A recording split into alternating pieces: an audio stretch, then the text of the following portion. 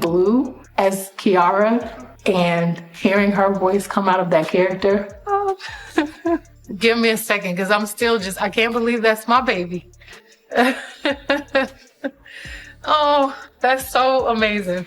It was really hard to focus and to do my job after that. So I was like, wait, hold up, guys. Y'all gotta give me a second. I have to digest that. I'm so proud of her. Have y'all been watching Blue Ivy lately? Because that girl is 14 years old, standing on red carpets, looking like she's about to testify in federal court. Online, they're saying it ain't shyness, it ain't braces, and it ain't camera nerves. It's a whole training program her mama built around her finally cracking. Sit down. Let me get into it. Beyoncé is famously locked up about her kids. Just because two parents are popular, famous, and celebrities does not mean automatically that their children just become up for public consumption. Yeah, you see Blue Ivy a lot, but you only see her when you see Beyonce. And how often do you actually see Beyonce? Not very much. Beyonce is controlling the narrative of how and when you see Blue Ivy. And if Blue Ivy decided today, hey, I don't want to be seen in the public eye ever again, it's very easy to do that. We barely ever see Sir. Rumi got her little moment on the Cowboy Carter tour and went right back to being a ghost. But Blue, Beyonce been pushing that baby front and center since she could walk. Grammy at 9, tour stage at 11, Mufasa premiere at 12, Cowboy Carter tour at 13. Were you screaming? Yes, because I was at her house and I was there when she got, to help she and Blue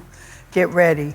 And I just was not expecting. I was really, So you were shocked too? Oh, I was so shocked. And in fact, I sat there for a second and didn't even believe that it was true. So I was sitting there with my granddaughter, Rumi, and my grandson, Sir.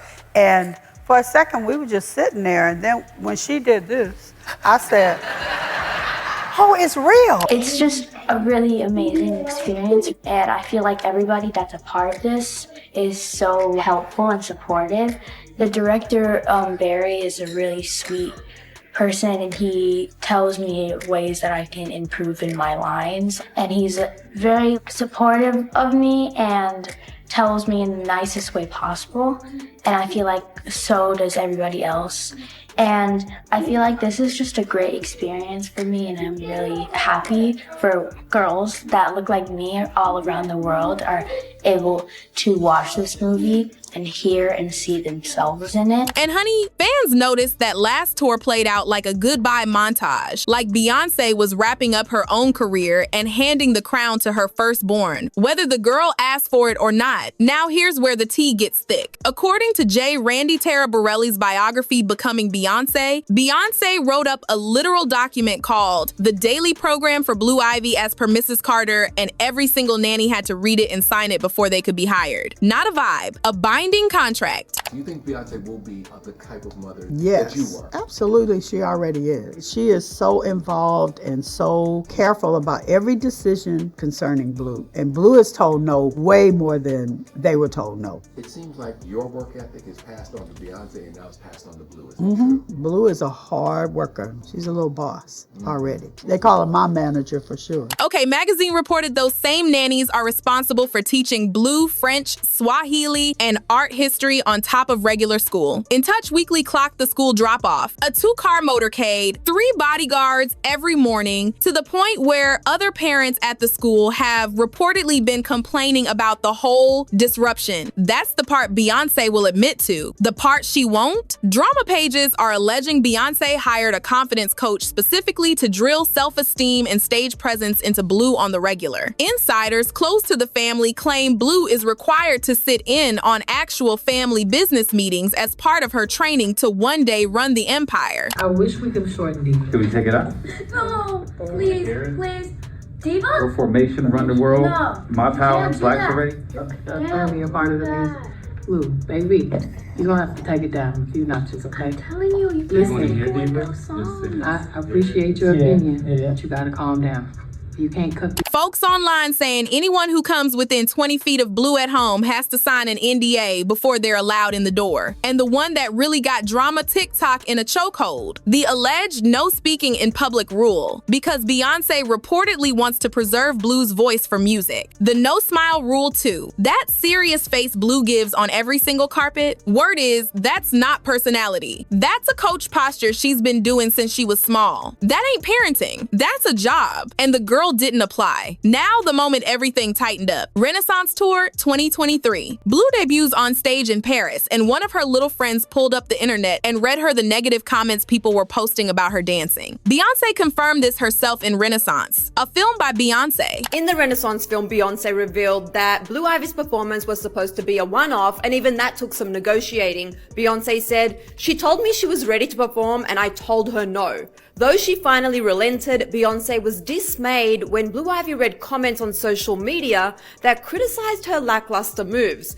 But it thrilled her mother that instead of quitting, she decided to put in the work and train even harder for future stops. Said she was dismayed. Blue even had social media access at 11 years old. After that, people online are saying Beyoncé clamped down 10 times harder. Less friend time, more rehearsals, tighter monitoring, and Blue went back to that studio and rehearsed obsessively to prove the haters wrong. At 11, baby, that ain't healing. That's hardening. And here's the part that's gnawing at her now. Blue got eyes. Blue got a phone. Blue is watching Northwest live a completely different life on the same internet she's barely allowed to touch. North is 12 posting messy room tours, doing TikToks with her friends, getting little tattoos, screaming on stage at the Lion King concert next to her mama. Blue at 14 is shopping with bodyguards and sitting in business meetings. The street's been saying Blue is watching all of it and starting to push for the same kind of freedom. And Beyoncé is not budging an inch. Which brings us to the Met Gala, May 5th, 2026. They were trying to get Blue to take her shades off so bad. Julius tried to tell her first, right? He's like, take your glasses off.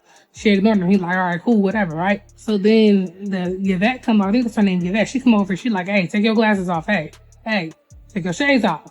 Blue ignored her. She's like, hey, Beyoncé, tell her to take her shades off. Then Jay-Z himself walked over and asked his own daughter to take them off. She kept them on, told her daddy she'd take them off at the top of the steps on her own timing. And she did. That clip went viral worldwide and Twitter split clean down the middle. Half calling it bratty Nepo baby behavior. The other half saying that was the first time we've ever publicly seen Blue tell her parents no. I'm with the second half. That wasn't a tantrum. That was a 14-year-old girl claiming 5 seconds of control on the biggest carpet of the year. Now here's where it gets messy for Beyoncé. Tina Knowles got on Extra back in May 2025 and said straight up she hopes Blue does something else with her life. My wish for her is that I wish that she would do something else. I hope that she doesn't go into entertainment. Just because I think it's a huge sacrifice.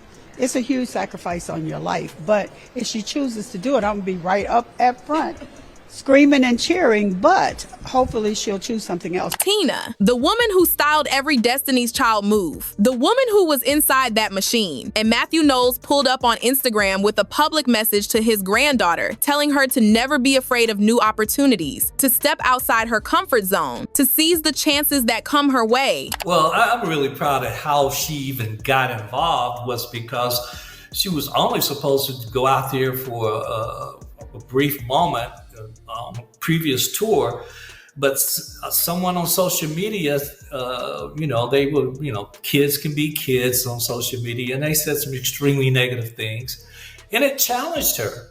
And I remember going to London, and I was like, "Where's Blue Ivy?" It was like, "She's in there practicing." And I was like, "Practicing what?"